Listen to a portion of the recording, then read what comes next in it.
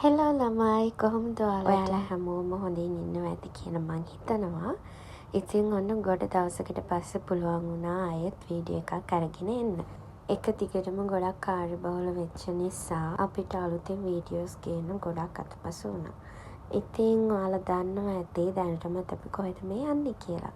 අපි අද යන්නේ අජ්මාන් මියුසියම් එක බලන්න. ගොඩක් දවස් ඉඳලා මං ආසාවෙන් යන්න හිටපු තැනක්. ඉතින් අපි දෙන්නම ෆ්‍රී වුණ නිසා අද අපි ආවා මියුසියම් එක බලන්න. අපි යමු බලන්න කොහොමද එතන විස්තර කියලා. නයිමියාවල ඉඳලා ඔයාලා එනවා නම් ඔයාලට විනාඩි 5ක්වත් යන්නේ නැහැ ටැක්සි එකේ. අපිට ඩිරම් 15ක් වගේ තමයි උනේ ටැක්සි එකටත් ප්‍රයිස් එක අජ්මාන් මියුසියම් එකට එන්න. ඉතින් මේ තමයි මියුසියම් එකේ එන්ට්‍රන්ස් එක. මුලින්ම අපි ටිකට්ස් ගන්න ඕනි. එක්කෙනෙකුට ටිකට් ප්‍රයිස් එක වෙන්නේ ඩිරම් 5යි. ඉතින් අපි දෙන්නටම ඩිරම් 10ක් තමයි ගියේ ටිකට්ස් දෙකට. ටිකට්ස් ගත්තට පස්සේ අපි පටන් ගත්ත මියුසියම් එක ඇතුළට ගිහිල්ලා ඒකේ තියෙන දේවල් බලන්න. ඉතින් මෙතන ඉඳලා මම වීඩියෝ එක ඔයගොල්ලන්ට ලස්සනට එකතු කරලා තියෙනවා. ඔයාලට බලන්න පුළුවන් අපි මොනවද මියුසියම් එක ඇතුළේ බලන්න ගියේ කියලා.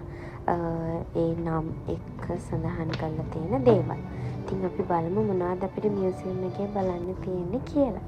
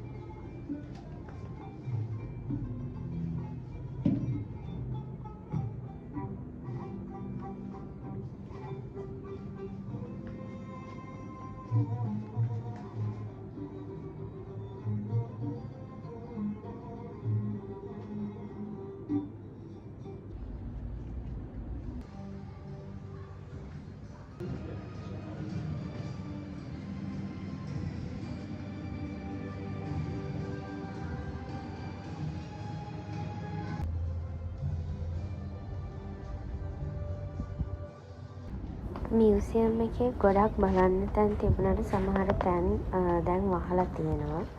ඒවා බලන්න යන්න විදිහක් නැහැ. ඉතින් ඒත් අපිට ගොඩාක් බලන්න දේවල් තව ඉතුරු වෙලා තිබුණා.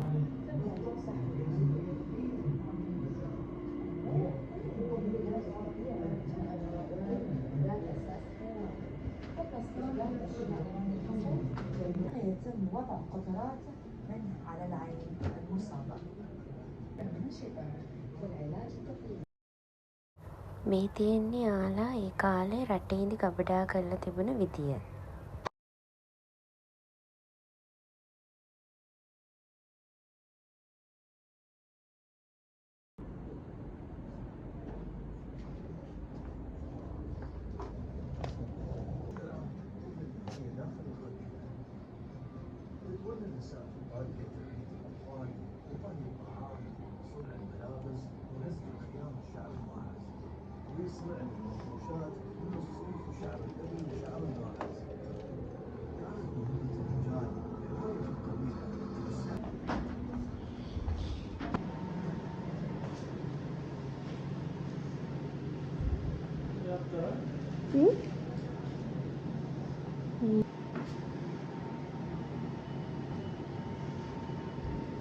මේ තියෙන්නේ අතීතයේදී මනාලියන් භාවිතා කරපු ආභරණ.